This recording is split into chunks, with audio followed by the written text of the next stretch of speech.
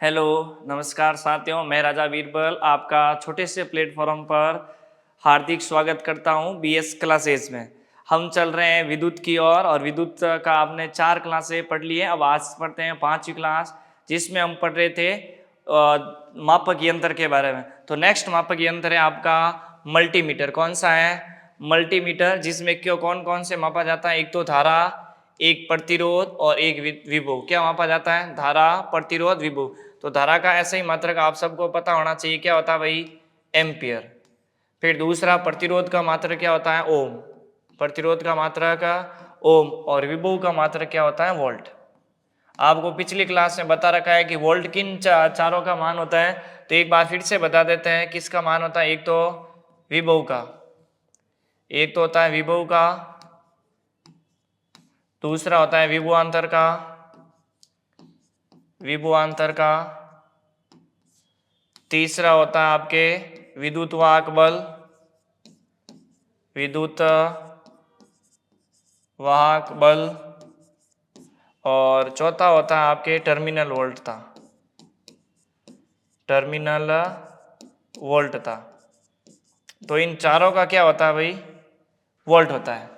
फिर देखो आगे आ रहा है विद्युत शक्ति। क्या होता आ रहा है भाई? विद्युत शक्ति, यानी किसी परिपथ में धारा और विभवांतर का गुणनफल क्या कहलाता है? विद्युत शक्ति। अब देखो इधर हम पढ़ते हैं विद्युत शक्ति के बारे में। विद्युत शक्ति होता है P बराबर VI। P बराबर क्या है? VI। तो ये होता है विद्युत शक्ति, विद्युत शक्ति, जिसका मात्रक होता है आपके वॉट। विद्युत शक्ति का मात्रक क्या हो जाएगा? वॉट। यहाँ लिखा होगा शक्ति का मात्रक P होता है वॉट। फिर देखो V का मतलब होता है विभवांतर, विभवांतर, और I का मतलब हो जाएगा धारा। अब देखो इधर इससे कितने कितने आपके सूत्र बन सकते हैं वो देखते हैं हम। कौन कौन से बन सकते हैं देखिएगा इधर। अब बनाते हैं हम सूत्र इनसे। इसको इधर साइड में। अब देखो सबसे पहले हमने क्या पढ़ा भाई? P बराबर VI। ये लिख दिया हमने P बराबर VI। अब आपको पता है कि V बराबर क्या होता है? IR। V बराबर होता है IR।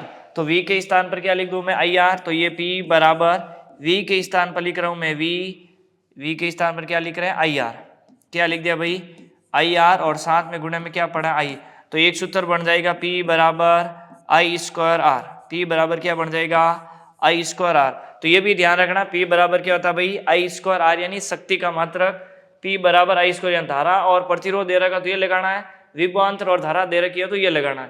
फिर दूसरा यह हमने लिखा I बराबर क्या होता है? देखो इधर अभी लिखा हमने P बराबर I स्क्वायर R। तो यहां से देखो यदि ये ज्ञात करना चाहते हो तो V बटा क्या लिख दूं मैं? R बराबर क्या हो जाएगा? I। V बटा क्या लिखा हमने? R। तो I का मान यहाँ रखो, तो P बराबर क्या हो जाएगा? I के स्थान पर V बटे R का होल स्क्वायर, और साथ में गुणनफल में क्या दे रखा? R। तो P बराबर हो जाएगा V स्क्वायर बटे R स्क्वायर, और इंटू क्या हो जाएगा? R। तो एक आग से एक R कैंसिल, तो P का एक और फॉर्मूला बन गया V स्क्वायर बटे R। तो ये ध्यान रखना, यदि आपको दे P विभवांतर और धारा दे तो P बराबर VI लगाना है। यदि आपको धारा और प्रतिरोध दे रहे तो P बराबर ये लगाना है, और विभवांतर और प्रतिरोध दे तो P बराबर क्या लगाना है? V स्क्वायर बटे R। तो ये ध्यान रखना, इस प्रकार के क्वेश्चन भी आपके बन सकते हैं। आपको क्वेश्चन सेशन में करवाए जाएंगे इनके क्वेश्चन। देखिए यही लिखा हुआ है कि मात्रक क्या होता है? वॉट। मात्रक क्या होता है? वॉट, जिसे क्या लिखते हैं? W से। एक होता है आपने पढ़ा होगा ये वोल्ट, जिसको किससे लिखते हैं हम? V से लिखते हैं। किससे लिखते हैं भाई? V से। तो ध्यान रखना, वॉट किसका होता है? शक्ति का मात्रक, और वोल्ट होता है V का मात्रक। एक आपने शक्ति पढ़ा था जो लेंस की शक्ति थी, डायोप्टर, तो वहां आपके 4 नंबर ऑप्शन में भी करवाया था। तो यदि आपको लेंस की शक्ति पूछे तो हो जाएगा डायोप्टर, सिर्फ शक्ति विद्युत शक्ति पूछे तो हो जाएगा वॉट। क्या हो जाएगा? वॉट। और वोल्ट होता है आपके विभवांतर का मात्रक। तो इन तीनों चीजों को थोड़ा ध्यान रखना जो मिलती जुलती होती है। तो ये हो जाएगा वोल्ट इंटू क्या हो जाएगा? एम्पियर, और वोल्ट की आपको विमा लिखी हुई है और साथ में क्या लिखा हुआ? एम्पियर। अब देखो इधर P बराबर VI, जो अभी आपने सॉल्व किया था वही लिखा है, P बराबर V स्क्वायर बटा R। एक तो ये, एक आपको याद रखना P बराबर I स्क्वायर R, और एक याद रखना आपको P बराबर VI। तो ये तीनों सूत्र आपको याद रखने हैं। कि P बराबर वी आई, P बराबर आई स्क्वायर आर और P बराबर वी स्क्वायर बटा आर। क्वेश्चन पूछ सकता है इनमें से कौन सा शक्ति का सूत्र नहीं है, तो 3 होगा और 1 नहीं होगा। अब देखिएगा प्रश्न दे रखा आपको कि यदि 10 वोल्ट विभवांतर वाले दो बिंदुओं के मध्य किया गया कार्य कितना दे रखा है, 30 जूल दे रखा है, तो दोनों बिंदुओं के मध्य प्रवाहित होने वाली विद्युत आवेश का मान ज्ञात करो। अब ये आवेश वाला यानी पीछे वाला क्वेश्चन यहाँ दे रखा है, तो देखो इधर क्वेश्चन 10 वोल्ट का विभवांतर, वो विभवांतर कितना भाई आपके 10 वोल्ट का, V कितना दे रखा आपको 10 वोल्ट, फिर क्या दे रखा है 10 वोल्ट का विभवांतर वाले दो बिंदुओं के मध्य किया गया कार्य W कितना दे रखा आपको 30, W बराबर कितना दे रखा है 30। आपको क्या ज्ञात करने को कह रही है, तो आप आवेश ज्ञात करो, क्या ज्ञात करो, Q ज्ञात करो। तो आपको पता है कि V बराबर क्या होता है W अपॉन Q, V बराबर क्या होता है W अपॉन Q। ये V यहाँ होता है आपके विभवांतर, W होता है कार्य और Q क्या होता है आवेश। तो देखिएगा इधर V आपको कितना दे रखा है 10, कार्य कितना जूल हो रहा है 30 और Q आपको ज्ञात करना है, तो 0 से 0, तो Q बराबर कितना हो जाएगा भाई, Q बराबर हो जाएगा 3 कूलाम। आवेश का मात्रा क्या होता है कूलाम, और फेराड भी फेराडे किसका होता है, तो भी वो आवेश का मात्रक होता है जिसमें होता है 6500 कूलाम। फिर देखो एक क्वेश्चन और दे रखा है, यदि धारा 10 एम्पियर और प्रतिरोध कितना हो 20 ओम हो तो विभवांतर ज्ञात करो। धारा दे रखी है और आपको सूत्र पता होगा V बराबर क्या होता है IR। आपको क्या दे रखा है 10 एम्पियर धारा दे रखी है और 20 ओम प्रतिरोध दे रखा है, तो V बराबर धारा 10 प्रतिरोध दे रखा है 20, तो कितना हो जाएगा 200 वोल्ट, कितना हो जाएगा 200 वोल्ट। देखो 10 एम्पियर 20 ओम प्रतिरोध 20 इंटू 10 कितना हो जाएगा 200। फिर एक क्वेश्चन दे रखा है, एक विद्युत बल्ब 220 वोल्ट जनरेटर से जुड़ा हुआ है, कितने वोल्ट से 220 वोल्ट जनरेटर से जुड़ा हुआ है, तो इसके मध्य से उत्पन्न धारा 0.50 एम्पियर है, तो बल्ब कितने पावर का है, पावर पूछा गया भाई आपको, तो P बराबर होता है VI। इसका मतलब वोल्ट और धारा दे रही के सूत्र क्या लगेगा P बराबर VI, तो ये हो जाएगा V का मान 220 वोल्ट और धारा दे रही है 0.5 या 50 कह सकते हो। देखो P बराबर V का मान कितना आपके पास 220, एम्पियर कितना दे रखी है धारा 0.50, पॉइंट हटाओ बट्टे में आएगा 2 0, 1 0 से 1 0, 1 0 से 1 0, तो P बराबर हो जाएगा 22 इंटू 5 होता है 110, शक्ति है तो क्या आएगा पीछे वॉट आएगा। तो इस प्रकार के क्वेश्चन आपसे पूछ सकता है। P में आपको यहाँ पूछा था सिर्फ V और I दे रखा था, ये लगा दिया, यदि V और R देता तो P बराबर लगाते V स्क्वायर अपॉन R, यदि आपको I और R देता तो हम लगाते P बराबर I स्क्वायर R। तो ये चीजें आपको ध्यान रखनी है।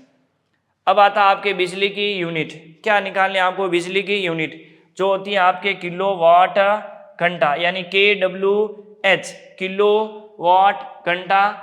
यूनिट की संख्या निकालनी हो, जब भी आपको यूनिट की संख्या निकालनी हो कि आपका बिल कितना यूनिट आया है और फिर आपके एक यूनिट का जो चार्ज होता है उससे गुणा कर सकते हो। तो यदि आपको यूनिट ज्ञात करना है कि मेरे घर पर कितना यूनिट बिजली खपत होती है, तो आपको कुछ नहीं करना है, ऊपर लगाना किलो वाट घंटा, निकाल के उसमें किसका भाग देना है 1000 का भाग देना है, कितने वाट का बल्ब है, कितने घंटे काम करता है और कितने दिन, तो वो आ जाएगा आपका वाट, और 1000 का भाग देते ही आपके पास क्या प्राप्त हो जाएगी यूनिट प्राप्त हो जाएगी।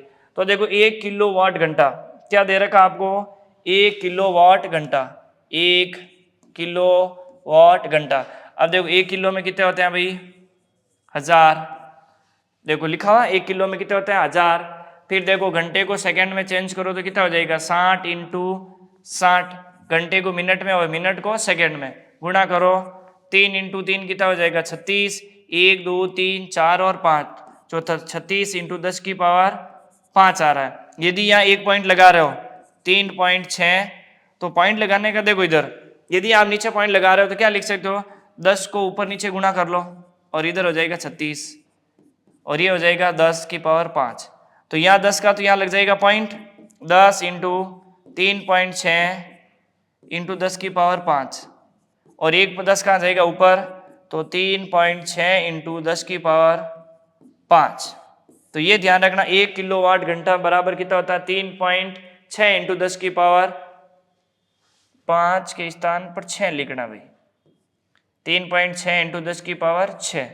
तो ये आपके लिखा हुआ है, देखो इधर जो सॉल्व किया हमने, किलोवाट घंटा बराबर होता है आपके, ये सॉल्व किया हुआ है 36 × 10⁵ जूल या 3.6 × 10⁶ जूल होता है।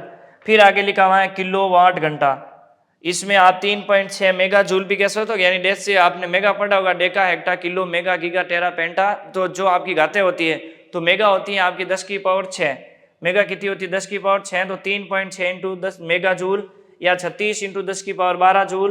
12 अर्ग क्या होता है भाई, 12 अर्ग में पूछ ले तो भी ये ध्यान रखना, या फिर 860 किलो कैलोरी या 3600 किलो जूल। तो ये चीजें आपको ध्यान रखनी है, इसको किस किस रूप में आप लिख सकते हो, ऑप्शन में कोई भी हिस्सा आपसे पूछा जा सकता है। अब देखो ये क्वेश्चन दे रखा है, पर्सन के किसी घर में 50 वॉट की 3 एलईडी प्रतिदिन 6 घंटे, 150 वॉट की 3 ट्यूबलाइट प्रतिदिन 4 घंटे उपयोग में आती हैं, तो 5 रुपए यूनिट के हिसाब से महीने की विद्युत खर्च ज्ञात करो। कितने बल्ब है भाई, देखो किसी घर में 50 वोल्ट की 3 एलईडी है, तो 50 × 3 क्या हो गया 150, प्रतिदिन 6 घंटे चलती हैं, तो 15 × 6 हो जाएगा 90। तो देखो इधर आगे क्वेश्चन करते हैं हम, पहले दे रखी है 50 वोट, 50 वोट की कितनी एलईडी है 3 एलईडी, कितने घंटे चल रही है 6 घंटे।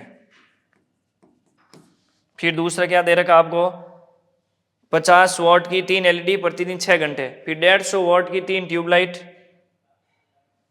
150 वॉट की 3 ट्यूबलाइट, 3 ट्यूबलाइट,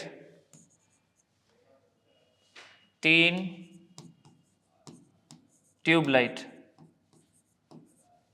कितने घंटे चल रही है, तो 4 घंटे। तो देखो ये हो जाएगा किलो। अब देखो आपको याद करना है, पहले ऊपर देखो 50 वॉट की 3 आपके पास दे रही की एलईडी और कितने घंटे चल रही है 6 घंटे, तो 50 एलईडी 3 एलईडी है, तो 50 × 3 कितना हो जाएगा 150। पहले इसका सॉल्व करो, 50 × 3 × 6, ये का काम हो गया, प्लस दूसरा दे रखा आपको 150 × 3 ट्यूबलाइट है और कितने घंटा काम करती है 4, और टोटल मैंने क्या कहा था किसका भाग देना है 1000 का। अब गुणा करो भाई, 6 × 3 18, 18 5 कितना होता है 90, और 1 0 का 1 0, फिर इनका गुणा करो, ये हो जाएगा 15 चौक 60 और 6 3 18 कितना हो जाएगा 600। अब इनका गुणा कर लो, बट्टा कितना हो जाएगा 1000, तो कितना हो जाएगा भाई 9 6 15 2 0 बट्टा कितना हो जाएगा 1000, 2 0 से 2 0 और कितना यूनिट आएगा 1.5 यूनिट, कितना यूनिट आया है 1.5 यूनिट। अब आपको क्या पूछ रहा है ये, 1 यूनिट का रुपए कितना है आपके पास 5 रुपए प्रति यूनिट के हिसाब से महीने का खर्च पूछा है। किसका पूछा है आपको, महीने का खर्च पूछा है। ये कितने दिन चल रही है 6 घंटे चल रही है प्रतिदिन, ठीक है भाई। तो देखो इधर आपको पूछा है एक, ये तो है आपके 1 दिन का, आपको पूछा है प्रति महीने का, महीने में कितने दिन होते हैं 30, और रुपए कितने लग रहे हैं 5, रुपए कितने लग रहे हैं 5, तो पॉइंट हटा दो कितना हो जाएगा 10, 0 से 0। अब गुणा कर दो 15 × 5 75, 75 इंटू आपको गुणा करना 3 से, 75 × 3, तो कितना हो जाएगा 5 × 3 15, 7 21 और 1 22, यानी कितने रुपए प्राप्त होंगे आपको 222 रुपए आपको बिल के रूप में क्या करना होगा, भुगतान करना होगा। तो ये ध्यान रखना, हमने सिर्फ यहाँ 1 दिन का लिया है और यहाँ पर भी 1 दिन का लिया है, तो टोटल गुणा करने के आपने को पूछा गया प्रति माह, तो इसमें कर दिया हमने 30 दिन, 1 माह में कितने दिन होते हैं 30 दिन, और ये 5 रुपए प्रति शुल्क दे रहा है, तो 5 से गुणा करते आपका उत्तर आ गया 225 रुपए। तो इस प्रकार यूनिट निकाला जाती है, ध्यान रखना। अब देखो यह हमने पढ़ लिया, ये प्रश्न ये दे रखा था आपको। अब नेक्स्ट पढ़ते हैं हम धारा के ऊष्मीय प्रभाव। क्या लिखा हुआ है, धारा के प्रभाव। अब देखो धारा के प्रभाव होता है, एक तो होता है ऊष्मीय प्रभाव जिसे कहते हैं प्रकाशीय प्रभाव भी, यानी धारा के ऊष्मीय प्रभाव पर कौन कौन कार्य करता है। दूसरा होता है आपके चुंबकीय प्रभाव, के चुंबकीय प्रभाव पर कौन कौन कार्य करता है, और तीसरा होता है रासायनिक प्रभाव। तो देखिएगा ऊष्मीय प्रभाव या प्रकाशीय प्रभाव पर कौन कौन आधारित है। तो सबसे पहला है विद्युत बल्ब। विद्युत बल्ब क्या देता है आपको, ऊष्मा देता है कि नहीं देता है, या फिर प्रकाश। जैसे आप विद्युत बल्ब को जलाते हो तो धारा किसमें चेंज हो जाती है, ऊष्मा के रूप में, जिसमें आप प्रकाश उत्पन्न होता है। तो ये धारा के किसके ऊपर प्रभावित है, धारा के किस प्रभाव पर आधारित है? तो ऊष्मीय प्रभाव पर। दूसरा, ट्यूबलाइट भी ऐसे ही काम करती है। तीसरा देखो इस्त्री, जैसे ही आप लाइट ऑन करते हो कुछ समय बाद फ्रेश क्या हो जाती है? गर्म हो जाती है। गर्म हो रही है इसका मतलब वो हीट दे रही है, हीट दे रही है इसका मतलब क्या हो जाएगी? धारा के ऊष्मीय प्रभाव पर क्या है? आधारित है। जैसे विद्युत केतली, फ्यूज तार भी किस पे आधारित है भाई?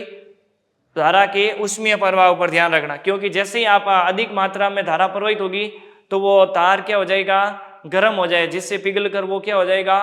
टूट जाएगा। इसलिए फ्यूज तार में आपको ध्यान रखना है कि फ्यूज तार किसका बना होता है भाई? फ्यूज तार में प्रतिरोध क्या होता है?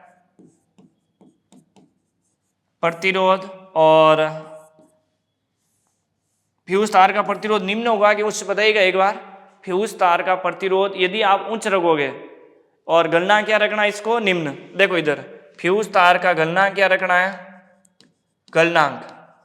फ्यूज तार का गलनांक क्या होता है? निम्न। और प्रतिरोध क्या होता है? उच्च। प्रतिरोध, प्रतिरोध क्या हो जाएगा भाई? उच्च। प्रतिरोध उच्च क्यों होगा? कि जैसे धारा अधिक प्रवाहित होगी तो ये प्रतिरोध उच्च हो जाएगा, बाधा अधिक होगी, बाधा अधिक होती है आपका तार क्या हो जाएगा? गर्म। और वैसे ही तार का गलनांक क्या रखा है? कम। और कम होते ही तार क्या हो जाएगा? टूट जाएगा, और आपका फ्यूज तार, जिसे आप कहते हो फ्यूज हो जाता है। तो ये ध्यान है। और धारा का प्रवाह क्या हो जाएगा? रुक जाएगा। और फिर होती है एक निमज्जन क्षण। तो ये ध्यान रखना धारा के ऊष्मीय प्रभाव पर। ये उदाहरण है आपके। फिर दे रखा धारा का चुंबकीय प्रभाव। कौन सा दे रखा है? धारा का चुंबकीय प्रभाव। तो इस पर आधारित कौन कौन है? देखो इधर यहां लिखा हुआ आपके उदाहरण के लिए जनरेटर, जिसे कहते हैं डायनमो। तो जनरेटर का काम क्या होता है? देखो इधर, जनरेटर होता है यांत्रिक ऊर्जा को किस में बदलता है? विद्युत ऊर्जा में। किस में बदलता है भाई? विद्युत ऊर्जा में। यांत्रिक ऊर्जा को विद्युत ऊर्जा में कौन बदलता है? जनरेटर। फिर आता है एक ट्रांसफॉर्मर, एक आती है विद्युत मोटर। तो विद्युत मोटर का काम क्या होता है भाई? विद्युत ऊर्जा को, विद्युत ऊर्जा, तो जो भी मोटर आएगी वो विद्युत ऊर्जा को किस में चेंज करेगी? यांत्रिक ऊर्जा में। यांत्रिक ऊर्जा में। तो ये भी चीज ध्यान रखना कि यांत्रिक ऊर्जा को विद्युत ऊर्जा में कौन चेंज करता है? जनरेटर। और विद्युत मोटर क्या करती है? विद्युत ऊर्जा को यांत्रिक ऊर्जा में। फिर एक उदाहरण है आपका विद्युत चुंबक, और क्या हो जाएगा? क्रेन हो जाएगी। अब देखो आगे नेक्स्ट दे रखा आपको रासायनिक प्रभाव। कौन सा प्रभाव? धारा का रासायनिक प्रभाव पूछ ले तो कौन सा होता है? विद्युत सेल। आगे पढ़ेंगे हम सेल के बारे में कि प्राथमिक सेल और द्वितीयक सेल। प्राथमिक सेल में आपके रासायनिक ऊर्जा होती है, और द्वितीयक सेल में पहले विद्युत से रासायनिक, फिर रासायनिक से वापस क्या प्राप्त होती है? विद्युत ऊर्जा प्राप्त होती है। प्राथमिक सेल को आप एक बार चार्ज कर सकते हो, उसके बाद ये रिचार्जेबल नहीं होता है। लेकिन जो सेकेंडरी सेल होता है उसको आप एक बार प्रयोग करने के बाद फिर से चार्ज करके उसका उपयोग कर सकते हो। तो आगे हम पढ़ेंगे विद्युत सेल के बारे में। तो सेल में कौन सी ऊर्जा होती है? तो ध्यान रखना, सेल में रासायनिक ऊर्जा। कौन सी ऊर्जा होती है? रासायनिक ऊर्जा होती है। तो ये ध्यान रखना, सेल में कौन सी ऊर्जा होती है? रासायनिक ऊर्जा होती है। आगे लिखा हुआ है फ्यूज तार। क्या लिखा हुआ भाई? फ्यूज तार। तो अभी बताया था हमने फ्यूज तार का गलनांक क्या होना चाहिए? कम। यदि गलनांक अधिक हो गया तो धारा ओवरलोड होगी, तो उस समय तार अचानक पिघल नहीं पाएगा, तो शॉर्ट सर्किट ज्यादा हो जाएगा। इस कारण इसका गलनांक क्या रखा जाता है? कम। कि यदि बाई चांस कभी धारा अधिक मात्रा 220 वोल्ट से अधिक मात्रा में धारा वोल्टेज आए, तो ये जो आपका फ्यूज लगा होता है बीच में, उसमें प्रतिरोध क्या होता है? हाई। तो जैसे ही प्रतिरोध हाई होगा तो तार गर्म होकर पिघल जाएगा, जिसके कारण इसका गलनांक क्या रखा जाता है? कम, ताकि शॉर्ट सर्किट से बचा जा सके। और प्रतिरोध क्या रखा जाता है? हाई रखा जाता है। फिर देखो ये धारा के किस पर कार्य करता है? धारा के ऊष्मीय प्रभाव। यह लिखा देखो, धारा के प्रभाव, उसमें ऊष्मीय प्रभाव पर कौन लिखा था आपको? फ्यूज तार। ये रहा फ्यूज तार। अब फ्यूज तार किसका बना होता है? तो भाई ध्यान रखना, लेड और टिन का। किसका बना होता है? लेड और टिन का। तो लेड होती है 37% और टिन कितना होता है? 63%। लेड कितनी होती है इसमें? 37% और टिन कितना होता है? 63%। तो इन दोनों चीजों के बारे में आपको ध्यान रखना है। नेक्स्ट चलते हैं हम परिपथ में। अब देखो क्वेश्चन पूछा जाता है कि फ्यूज तार को परिपथ में लगाया जाता है। ऑप्शन ए श्रेणी क्रम, ऑप्शन बी समांतर क्रम, ऑप्शन डी समांतर और श्रेणी दोनों, ऑप्शन ई श्रेणी और समांतर दोनों नहीं। तो 4 ऑप्शन दिए जा सकते हैं। तो ध्यान रखना आपको कि परिपथ में किस क्रम में लगाया जाता है? श्रेणी क्रम में। किसे? तो फ्यूज तार को। फ्यूज तार को, फ्यूज तार को परिपथ में किस क्रम में लगाया जाता है? श्रेणी क्रम में। क्योंकि श्रेणी क्रम में लगाओ तभी तो प्रतिरोध उच्च होगा आपको। यदि इसको समांतर क्रम में लगा दिया, भाई आपको पता है कि यदि कोई प्रतिरोध अधिक किसमें होता है? श्रेणी क्रम में। क्योंकि श्रेणी क्रम की परिभाषा यही है कि तुल्य प्रतिरोध क्या होता है? अधिकतम प्रतिरोध से भी अधिक। यदि इसको समांतर क्रम में लगा दे आप, तो समांतर क्रम का तो तुल्य प्रतिरोध सबसे छोटे प्रतिरोध से भी क्या होता है? कम। तो वहां तो फिर पिघलने का बात ही नहीं होगी। तो ये ध्यान रखना, इसको किस क्रम में लगाते हैं? श्रेणी क्रम में। क्योंकि श्रेणी क्रम का तुल्य प्रतिरोध अधिक प्रतिरोध से भी क्या होता है? सबसे अधिक होता है, ये ध्यान रखना। फिर देखो, परिपथ को शॉर्ट सर्किट या फिर लघु पतन से कौन बचाता है? तो फ्यूज तार। तो फ्यूज तार का काम होता है परिपथ को किससे बचाना? शॉर्ट सर्किट से, या फिर किससे बचाना है? लघु पतन से बचाना है। तो इसका काम किया जाता है। फिर देखो, बल्ब का तंतु। बल्ब का तंतु किसका बना होता है? टंगस्टन का। जिसका टंगस्टन का लैटिन नाम रहा, याद रखना, वोल्फ्राम। क्या होता है भाई? वोल्फ्राम। तो क्वेश्चन पूछा जाता है कि सर्वाधिक जो आपके गलनांक वाली धातु कौन सी है, या फिर सर्वाधिक गलनांक या कठोर धातु कौन सी होती है? तो टंगस्टन। सबसे कठोर धातु कौन सी होती है? टंगस्टन। जिसका गलनांक कितना होता है भाई? 3380 डिग्री सेंटीग्रेड। कितना होता है? 3380। ये एनसीईआरटी में लिखा हुआ है, एनसीईआरटी में। तो ये ध्यान, एनसीईआरटी में लिखा हुआ है कि इनका गलनांक कितना होता है? 3380। और क्वथनांक होता है आपके 55 डिग्री सेंटीग्रेड, यानी 5555 डिग्री सेंटीग्रेड। अब आपको पूछ ले कि बल्ब में कौन सी गैस भरी जाती है, तो ये आपको याद रखना, ऑर्गन और नाइट्रोजन गैस। बल्ब में कौन सी अक्रिय गैस भरी जाती है? तो ऑर्गन और नाइट्रोजन। तो ये ध्यान रखना आपको। फिर आपको याद रखना है, देखिएगा नोट लिखा हुआ है आपके कि हीटर, प्रेस, छड़, केतली की कुंडली भी किसकी बनी होती है? नाइक्रोम की। किसकी बनी होती है भाई? नाइक्रोम की। तो ध्यान रखना, क्वेश्चन पूछा जा सकता है कि हीटर की कुंडली या फिर प्रेस की या छड़ की या केतली की कुंडली किसकी बनी होती है? नाइक्रोम की। किसकी बनी होती है? नाइक्रोम की। अब देखो, नाइक्रोम क्या होता है? नाइक्रोम में विशिष्ट प्रतिरोध और गलनांक दोनों क्या होता है? उच्च होता है। विशिष्ट प्रतिरोध और विशिष्ट प्रतिरोध का आपको मात्रक पता होगा, ओम इंटू क्या होता है? मीटर। ओम इंटू मीटर होता है। तो विशिष्ट प्रतिरोध का मात्रक होता है ओम इंटू मीटर। क्या होता है भाई? Ohm into metre. और गलनांक क्या होता है इसका? उच्च होता है। अब देखो, विद्युत ऊर्जा को प्रकाश ऊर्जा में परिवर्तित करने वाले, जैसे बल्ब है तो कितना परसेंट करता है? CFL है तो कितना परसेंट करता है? LED है तो कितना परसेंट करती है? तो सबसे पहले आता है बल्ब। क्या आता है?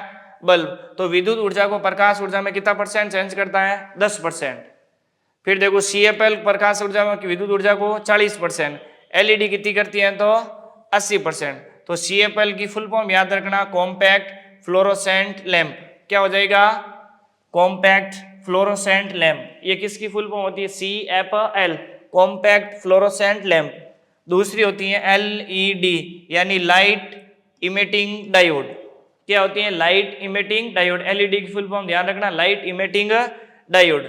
फिर आता है आपके विद्युत सेल। अब हम पढ़ेंगे किसके बारे में भाई? विद्युत सेल के बारे में। तो देखिए, इधर सबसे पहले पढ़ते हैं विद्युत सेल का काम क्या होता है भाई? रासायनिक ऊर्जा को किसमें बदलना? विद्युत ऊर्जा में। क्योंकि सेल में संग्रहित ऊर्जा कौन सी होती है? पूछ लें कि विद्युत सेल में संग्रहित ऊर्जा, डायरेक्ट यदि आपको पूछ लें कि सेल में संग्रहित ऊर्जा कौन सी होती है? सेल में संग्रहित ऊर्जा, संग्रहित ऊर्जा कौन सी होती है भाई? आपके रासायनिक। तो सेल में कौन सी ऊर्जा होती है? रासायनिक ऊर्जा होती है, ये ध्यान रखना। अब देखो इधर, तो इसका पूछ ले, आविष्कार, विद्युत सेल का आविष्कार किसने किया था? अलेक्जेंडर ई वोल्टा। किसने किया था? अलेक्जेंडर ई वोल्टा। किसका आविष्कार? तो विद्युत सेल का आविष्कार पूछ ले, अलेक्जेंडर ई वोल्टा ने किया था। फिर आता है देखो, एक तो प्राथमिक सेल और दूसरा कौन सा आता है? द्वितीयक सेल। प्राथमिक सेल यानी रासायनिक ऊर्जा को किसमें बदलते हैं? विद्युत ऊर्जा में। क्योंकि इसके अंदर क्या होती है? रासायनिक ऊर्जा, और ये किस में चेंज करते हैं? विद्युत ऊर्जा में। और इसे पुनः आवेशित नहीं किया जा सकता। क्या नहीं किया जा सकता? आवेशित नहीं किया जा सकता। दूसरा आता है आपके द्वितीयक सेल। कौन सा आता है? द्वितीयक सेल। तो द्वितीयक सेल क्या करता है? पहले तो विद्युत ऊर्जा को रासायनिक ऊर्जा में, फिर रासायनिक ऊर्जा को विद्युत ऊर्जा में बदलता है और उन्हें पुनः आवेशित किया जा सकता है। तो याद क्या रखना है, सेल कितने प्रकार के, 2 प्रकार के, पहला प्राथमिक, दूसरा द्वितीयक। प्राथमिक सेल क्या होता है, आपको इसको एक बार चार्ज कर दिया, ये चार्ज हुआ होता है, उसके बाद जैसे ही ये डिस्चार्ज हो गया तो उसके बाद ये काम का नहीं है, यूज एन क्या होता है, थ्रो होता है। तो इसको ये लंबे समय तक चार्ज होता है, ये ध्यान रखना। जो प्राथमिक सेल होता है ना, वो क्या होता है, लंबे समय तक चार्ज चलता है, लंबे समय तक। यदि आपको पूछ ले एक ही लंबे समय तक चार्ज कौन चलता है, तो प्राथमिक सेल। यदि आप एक प्राथमिक सेल लो, एक द्वितीयक सेल लो, दोनों को साथ यूज करो तो पहले डिस्चार्ज हो जाएगा द्वितीय सेल, और प्राथमिक सेल क्या होगा, लंबे समय तक चलता है, लेकिन द्वितीयक सेल कुछ समय के बाद क्या हो जाता है, डिस्चार्ज। तो प्राथमिक सेल क्या होता है भाई, रासायनिक ऊर्जा को विद्युत ऊर्जा में बदलता है। किस में बदलता है, रासायनिक ऊर्जा को विद्युत ऊर्जा में, और इन्हें पुनः चार्जित नहीं किया जा सकता। दूसरा होता है आपके द्वितीयक सेल। द्वितीयक सेल क्या करता है कि पहले तो आप उसको चार्ज करोगे, यानी पहले विद्युत ऊर्जा को वो किस में संग्रहित करेगा, रासायनिक ऊर्जा। जैसे ही उसका प्रयोग आप कहीं यूज करोगे तो अपनी रासायनिक ऊर्जा को किस में यूज करेगा, विद्युत ऊर्जा के रूप में प्रयोग करेगा। तो इसको आप क्या कर सकते हो, रिचार्जेबल यानी पुनः चार्ज कर सकते हो। तो दोनों चीज याद रखनी, प्राथमिक सेल को चार्ज नहीं किया सकता, लेकिन द्वितीयक सेल को आप चार्ज करके यूज ले सकते हो। तो ये ध्यान रखना। आगे चलते हैं अभी, प्राथमिक सेल और द्वितीयक सेल दोनों में अंतर आपको दे रखा है। देखो प्राथमिक सेल, इन सेलों में क्या होती है, रासायनिक ऊर्जा। क्या होती है भाई, रासायनिक ऊर्जा, और इनमें रासायनिक अभिक्रिया क्या होती है, अनुत्क्रमणीय होती है। अनुत्क्रमणीय का मतलब पुनः वापिस यूज नहीं कर सकते। अनुत्क्रमणीय का मतलब ये अभिकारक को उत्पाद में, उत्पाद को अभिकारक में, ये कहता है कि आपके केमिस्ट्री। तो अनुत्क्रमणीय का मतलब होता है कि आप उन्हें पुनः यूज नहीं ले सकते, यानी पुनः चार्जेबल नहीं कर सकते, इसलिए इसको नाम क्या दिया गया है, अनुत्क्रमणीय। यानी इनमें रासायनिक अभिक्रिया क्या होती है, अनुत्क्रमणीय होती है, इन्हें पुनः आवेशित नहीं किया जा सकता है। क्या किया जा सकता है, पुनः आवेशित नहीं किया जा सकता है। उदाहरण के लिए शुष्क सेल, वोल्टीय cell, Leclanche cell, Daniell cell. Question पूछा जा सकता है कि इनमें से कौन सा ये प्राथमिक सेल का उदाहरण नहीं है, तो एक हो जाएगा शुष्क सेल, दूसरा वोल्टीय सेल, तीसरा लेक्लांसी सेल, और चौथा हो जाएगा डेनियल सेल। फिर हम पढ़ते हैं द्वितीयक सेल। किसके बारे में, द्वितीयक सेल। इन सेलों में विद्युत ऊर्जा पहले किस में चेंज होती है, रासायनिक ऊर्जा में, तथा फिर रासायनिक ऊर्जा पुनः किस में यूज होती है, विद्युत ऊर्जा में परिवर्तित होती है। इनमें रासायनिक अभिक्रिया क्या होती है भाई, उत्क्रमणीय। क्या होती है, उत्क्रमणीय। यानी पहले आप रासायनिक ऊर्जा को विद्युत में, फिर विद्युत को वापस रासायनिक, यानी जहां से आप जाते हो वहां से वापस आ सकते हो, उसे कहते हैं आप उत्क्रमणीय। जहां जाते हो लेकिन वापस नहीं आ पाते, उसे कहते हैं अनुत्क्रमणीय। तो देखो यहाँ आप क्या हुआ कि आप रासायनिक से विद्युत में गए, फिर विद्युत से वापस रासायनिक आ गए, तो इसका मतलब ये क्या हो जाएगी आपकी, उत्क्रमणीय। अनुत्क्रमणीय का मतलब आप रासायनिक से विद्युत हो गए, लेकिन विद्युत से वापस रासायनिक में नहीं आ पाए, तो जहां गए और वापस आ गए तो उत्क्रमणीय, और वापस नहीं आ सकते हो तो वो होती है अनुत्क्रमणीय।